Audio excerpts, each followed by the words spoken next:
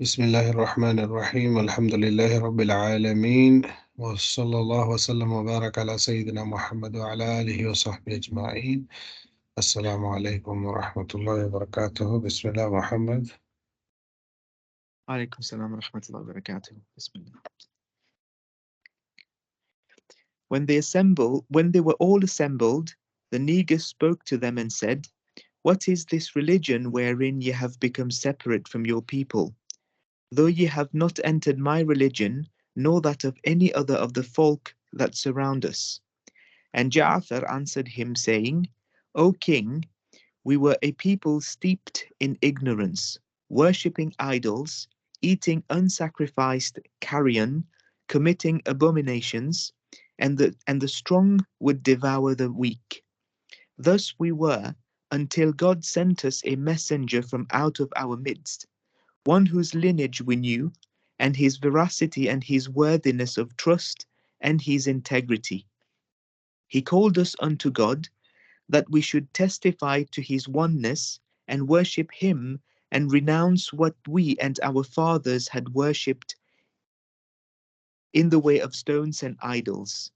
And he commanded us to speak truly, to fulfill our promises, to respect the ties of kinship and the rights of our neighbors, and to refrain from crimes and from bloodshed. So we worshipped God alone, setting naught beside him, counting as forbidden what he hath forbidden, and as licit what he hath allowed. For these reasons have our people turned against us, and have persecuted us to make us forsake our religion and revert from the worship of God to the worship of idols. That is why we have come to thy country, having chosen thee above all others, and we have been happy in thy protection. And it is our hope, O King, that here with thee we shall not suffer wrong." The royal interpreters translated all that he had said. The Negus then asked if there were with them any revelation that that their prophet had brought them from God, and when Ja'far answered that they had, he said, "Then recite it to me." Whereupon Ja'far recited a passage from the Surah of Mary, which had been revealed shortly before their departure. And we make mention of Mary in the book, when she withdrew from her people unto a place towards the east, and secluded herself from them. And we sent unto her our spirit, and it appeared unto her in the likeness of a perfect man. She said, "I take refuge from thee in the infidelity, in the infinitely good, if any piety thou hast." He said, "I am none other than a messenger from thy Lord, and that I may bestow on thee a son most pure." She said, "How can there be for me a son, when no man hath touched me, nor am I unchaste?" He said, "Even so shall it be. Thy Lord saith, it is easy for me, that we may make him a sign for mankind and a mercy from us. And it is a thing ordained." The Negus wept, and his bishops wept also, when they heard him recite.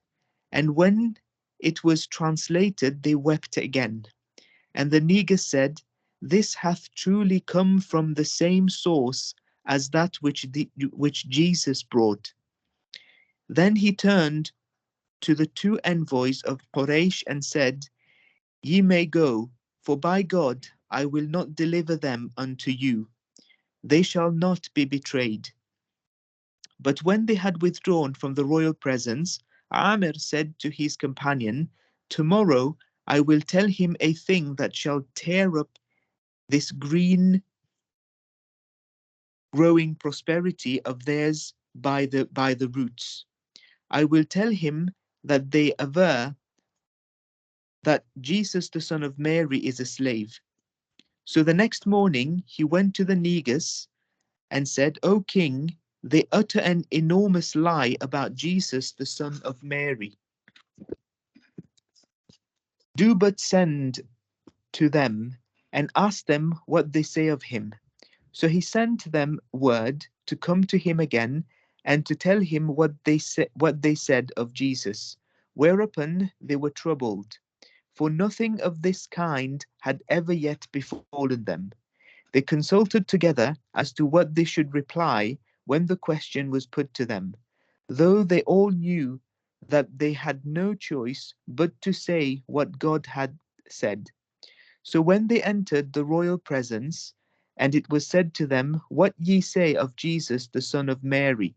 Ja'far answered, We say of him what our prophet brought unto us, that he is the slave of God, and his messenger, and his spirit, and his word, which he cast unto Mary, the blessed Virgin.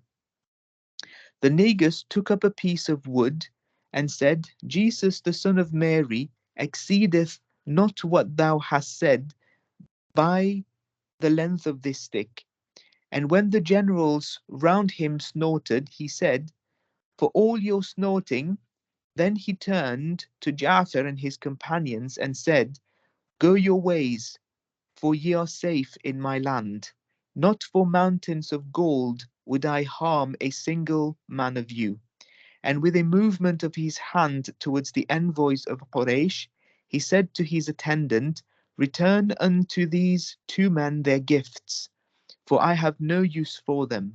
So Amir and the other man went back ignominiously to Mecca. Meantime, the news of what the negus had said about Jesus spread among the people, and they were troubled and came out against him, asking for an explanation and accusing him of having left their religion. He thereupon sent to Ja'far and his companions and made ready boats for them and told them to embark and be ready to set sail if necessary. Then he took a parchment and wrote on it, He testifieth that there is no God but God, and that Muhammad is his slave and his messenger, and that Jesus, the son of Mary, is his slave and his messenger, and his spirit and his word, which he cast unto Mary. Then he put it beneath his gown and went out to his people who were assembled to meet him. And he said to them, Abyssinians, have I not have I not the best claim to be your king? They said that he had. Then what think ye of my life amongst you? It hath been the best of lives, they answered. Then what is it that troubleth you? He said. Thou hast left our religion, they said, and hast maintained that Jesus is a slave. Then what ye say of Jesus? He asked. We say that he is the Son of God, they answered. Then he put his hand on his breast, pointing to where the parchment was hidden, and testified to his belief in this, which they took to refer to their words. So they were satisfied and went away, for they were happy under his rule and only wished to be reassured. And the negus sent word to Ja'far and his companions that they could disembark and go back to their dwellings, where they went on living as before in comfort and security. Omar, when the two envoys returned to Mecca with the news that they had been rebuffed and that the Muslims had been established in the favor of the negus, Quraysh were indignant and dismayed. They immediately set about intensifying their repression and persecution of the believers, largely under the direction of Abu Jahl, whose nephew Omar was one of the most violent and unrestrained in carrying out his instructions. Omar was at the time about 26 years old, a, a headstrong young man, not easily deterred, and of great resolution. But unlike his uncle, he was pious, and here in fact lay his chief motive for oppressing the new religion.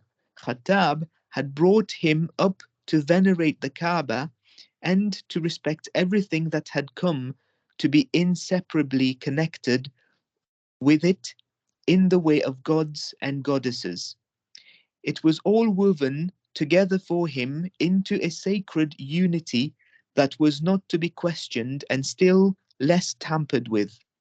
Quraysh also had been one, but Mecca was now a city of two religions and two communities. He saw clearly, moreover, that the trouble had one cause only. Remove the man who was that cause, and everything would soon be as it had been before. There was no other remedy, but that would be a certain remedy. He continued to brood along these lines, and eventually the day came. It was soon after the return of the unsuccessful envoys from Abyssinia, when a sudden wave of anger goaded him to action, and taking up his sword, he set out from his house. No sooner had he left it than he came face to face with Nu'aym ibn Abdullah, one of his fellow clansmen. Muhammad, Nu'aym we can had. pause there, inshallah. No, Carry on. no.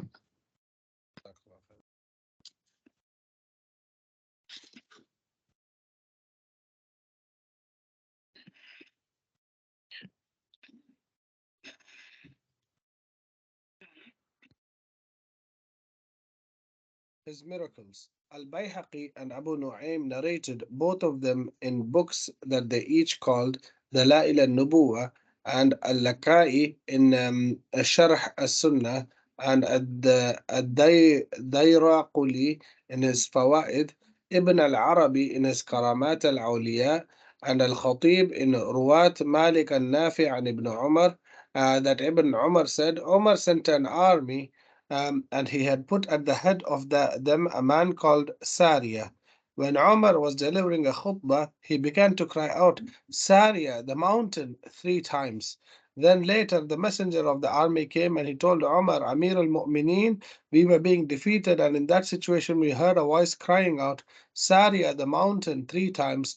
We put the mountain to our rear, and then Allah defeated them. Someone said to Umar, You cried out with those words. That mountain where Sariya was is close to Nahwand in the land of the non-Arabs, Persian Iraq. Ibn Hajar said in Al-Isbah, Al-Isabah, its sanad is good. Ibn Mardawayh narrated by the way of Maymun ibn Mihran that Ibn Umar said, Umar was delivering the khutbah on the day of Jum'ah, and then he turned aside during the khutbah and said, Sariya, the mountain, he who asks the wolf to be a shepherd will be wronged. People looked about one to another. Then Ali said to them, Let him explain what he meant. When he had finished, they asked him, and he said, It occurred to me in my mind that the idolaters were defeating our brothers who were passing by a mountain, and that if we were to turn towards it, they would fight on one front only.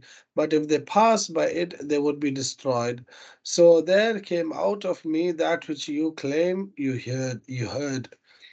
He said the messenger came a month later and mentioned that they had heard the voice of Umar on that day, and he said, We turned towards the mountain and Allah gave us victory. Abu Nu'aym said in Ad-Dalail that Amr ibn al-Harith said, While Umar ibn al-Khattab was upon the minbar delivering the khutbah on the day of Jum'ah, suddenly he left off the khutbah and said, Sariya, the mountain, 2 or 3 times. Some of those present said, He has gone mad. He is insane. Abdurrahman ibn Auf went in to see him, and he had confidence in him. And he said, You give them room to talk against you while you were giving the khutbah. Suddenly you cried out, Sariya, the mountain. What sort of thing is this? He said, By Allah, I could not control it. I saw them fighting near a mountain, and they were being attacked from in front of them and from behind them. I could not stop myself saying Sariya, the mountain, so that they would reach the mountain.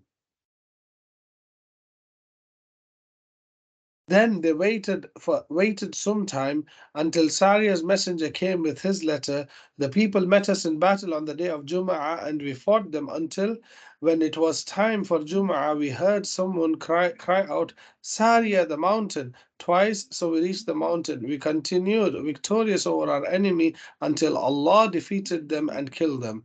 Then those people who had accused him said, leave this man alone because he is in collusion with him. Abu al-Qasim ibn Bishran narrated in his Fawaid by the way of Musa ibn Aqaba from Nafi that Ibn Umar said, Umar ibn al-Khattab said to a man, what is your name? He said, Jamra, a live coal. He asked whose son? He is the son of a Shihab, flame. He asked from what tribe? He said from Al Hurqa, a state of burning. He asked, where is your dwelling? He said, at Al Harrah, the volcanic tract from Al Har, the heat. He asked, in which of them? He said, that Ladha, the blazing one. Umar said, go to your family, for they have been burnt.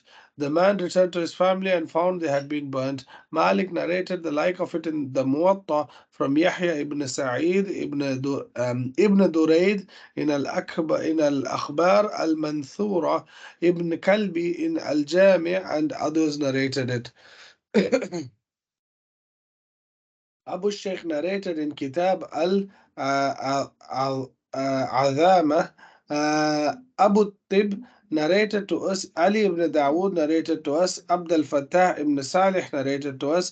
Abdullah ibn Salih narrated to us. Ibn Lahi'ah narrated to us from Qais ibn al-Hajjaj from someone he related from, said when Egypt was conquered, its people came to Amr ibn al-As when the first day of one of their months arrived, and they said to him, "Ah, Amir, this Nile of ours has a custom, sunnah, without which it does not flow." He asked, what is that? They said, when 11 nights have elapsed of this month, we seek a young virgin from her parents, we obtain the consent of the parents, then we dressed her in the best possible clothing and ornaments, and then we throw her in this Nile. So Amr said to them, this will never be in Islam. Islam demolishes what precedes it. They left, and neither did the Nile flow a little nor a lot, so much so that they intended to emigrate. When Amr saw that, he wrote to Umar ibn al-Khattab about it. He wrote back to him, you were right in what you said. Truly, Islam demolishes what precedes it. He sent a slip of paper inside his letter and wrote to Umar, I have sent you a slip of paper inside my letter, so throw it in the Nile. When Omar's letter reached Amr ibn al-As, he took the slip and opened it, and there was in it, from the slave of Allah, Umar ibn al-Khattab, Amir al-Mu'mineen, to the Nile of Egypt. Now, if you used to flow before, then don't flow. If it was Allah who made you flow, then I ask the overwhelming one to make you flow. He threw the slip into the Nile a day before the festival of the cross. They woke up They woke up in the morning, and Allah, exalted is He, had made it flow, and it rose 16 cubits in one night. Allah cut off this sunnah, custom of the people of Egypt, right up to this day. Ibn Asakir narrated that Tariq ibn Shihab said, a man was in conversation with Umar ibn al-Khattab and told him a lie, and he would say, withhold this. Then later he told him something else, and he said, withhold this. He said to him, everything I told you was true except for what you told me to withhold.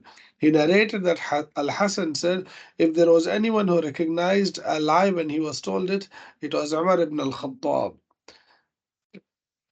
Al-Bayhaqi narrated in Al-Dalail that Abu Hudbah al-Himsi said Omar was told that the people of Iraq had pelted their Amir with pebbles, and he went out angry. He performed the prayer but was forgetful in his prayer. When he completed his prayer, when he had completed the prayer, he said, O Allah, they have made me confused, so make them confused, and hasten with the youth of the tribe of Thaqif, who will pass judgment among them with the judgment of Jahiliyyah, who will not accept from their good doers, and he will not pass over their wrongdoers with pardon. I say this indicates Al-Hajjaj ibn Lahiyah said Al-Hajjaj was not yet born at that time. Some particulars of his biography. Ibn Sa'ad narrated that Al-Ahnaf ibn Qais said, we were sitting at Umar's door and a slave girl passed by, and they said, the concubine of the Amir al-Mu'mineen. He said, she is not the concubine of the Amir al-Mu'mineen, and she is not permitted to him. She is of the property of Allah. So we said, then what is permitted to him of the property of Allah? Exalted is He. He said, there is only permitted to Umar of the property of Allah two garments, a garment for winter and a garment for the summer, that with which I can perform the Hajj and Umrah, i.e., an Ihram, my sustenance and the sustenance of my family, as a man of Quraysh who is not the wealthiest of them nor the poorest. Then I am after that a man among the Muslims. Khuzaymah bin Ibn Thabit said, whenever Umar appointed a governor, he wrote to him and made a condition on him that he should not ride Bilthown, a large, heavy non-Arabian horse from Asia Minor or Greece, nor eat delicacies, nor dress in finery, nor lock his door against the needy. If he did that, it would be permitted to punish him. Ikrimah ibn Khalid and others said, Hafsa, Abdullah and others spoke to Umar and said, if only where you were to eat wholesome food, it would strengthen you upon the truth. He asked, are you all of this view? They said, yes. He said, I have learned what your sincere advice is. However, I have left my two companions on a highway, and if I abandon their highway, I will not reach them in the house. He, Ikrimah, said, an affliction befell the people one year, and that year he did not eat clarified butter nor fat. Bismillah. Muhammad.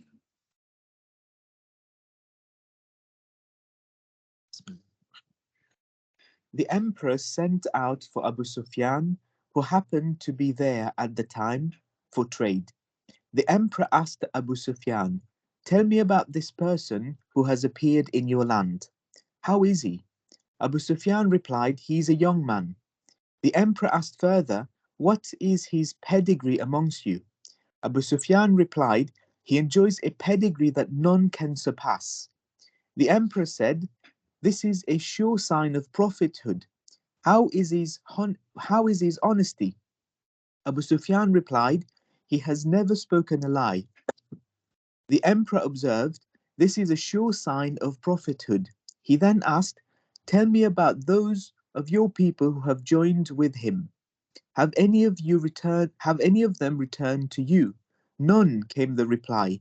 The emperor again remarked, this is a sure sign of prophethood. He is ever defeated when he leads. Is he ever defeated when he leads his companions to battle? Abu Sufyan replied, his people have done battle with him. Sometimes they have defeated him, and at other times he had defeated them. The emperor said, this is a sure sign of prophethood. He then sent for Hazrat Dihya radiallahu an, and said to him, tell your leader that although I know well that he is a prophet, I cannot forsake my kingship. Hazrat Dihya radiallahu an narrates further that the people used to gather before the high priest every Sunday when he would deliver lectures to them and advise them. However, when Sunday came, he did not go out to meet the people and remained in his home until the following Sunday. Hazrat Dihya radiallahu an says that he used to meet with the high priest who would speak to him and ask him many questions. When the next Sunday came, the people again waited his arrival. However, he did not meet them with the pretext of being ill. This he did for several Sundays until the people eventually delivered the ultimatum and sent a message to him stating, you will come to us, otherwise we shall come to you and kill you. We have noted the change in your attitude since the Arab has arrived. The high priest then said to Hazrat Dihya radiallahu an, take this letter to your leader, greet him on my behalf, and inform him that I testify that there is none worthy of worship but Allah, and that Muhammad sallallahu alaihi wasallam is Allah's Rasul. I believe in Rasulullah sallallahu alaihi wasallam, accept what he says and follow him, but my people dislike this. Also inform him about what you have seen. And then he then went to meet the people and they killed him.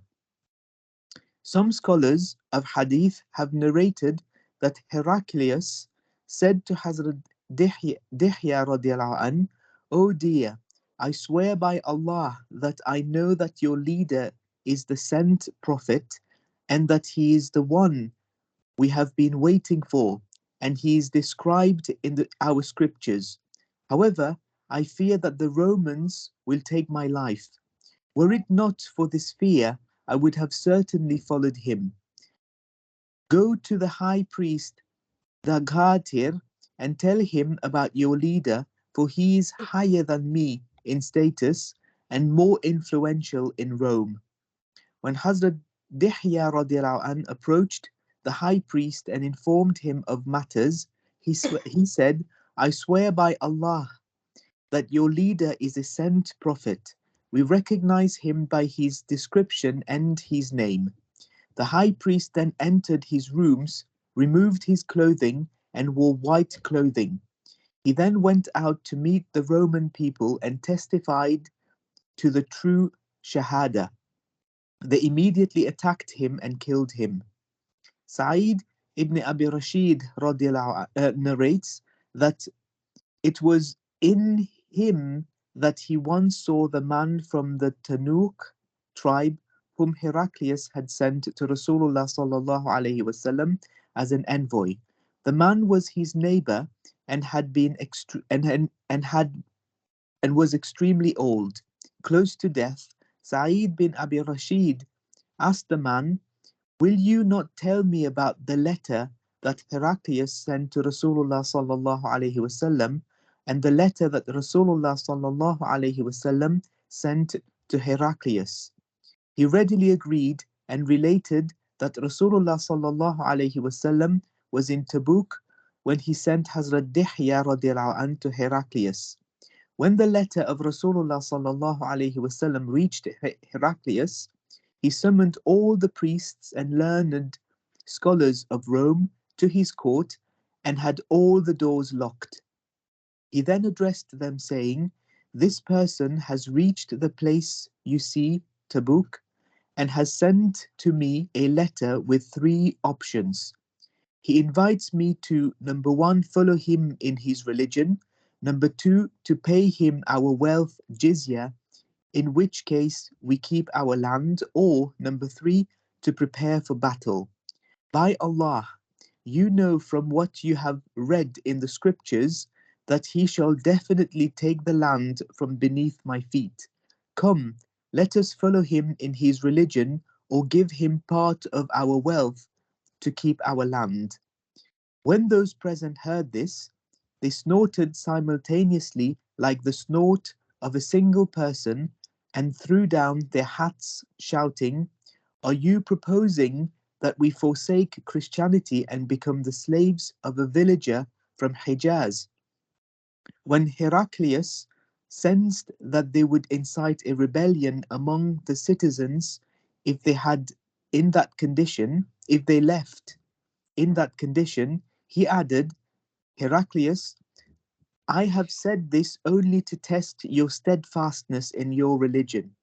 Thereafter, Heraclius sent for a person from the Tujaib tribe who had been the leader of the Arab Christians and said to him, "Get me someone with a good memory who speaks Arabic so that I may send him to that man, Rasulullah sallallahu alaihi wasallam, with a reply to his letter."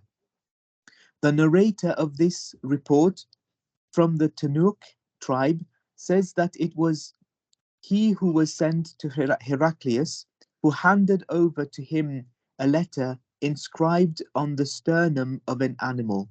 Heraclius then said to the man, "Take this letter to that person, and from everything you hear him say, take careful note of three things. See whether he mentions anything about the letter that he wrote to me. See whether he mentions the night when reading my letter, and look carefully at his back to see for anything that puts you in doubt. The envoy carried the letter to Rasulullah sallallahu alaihi wasallam in Tabuk and found Rasulullah sallallahu alaihi wasallam sitting with the Sahaba radiallahu anhum near a watering place. When he asked for their leader, one of the Sahaba radiallahu anhum pointed to Rasulullah sallallahu alaihi wasallam out to him.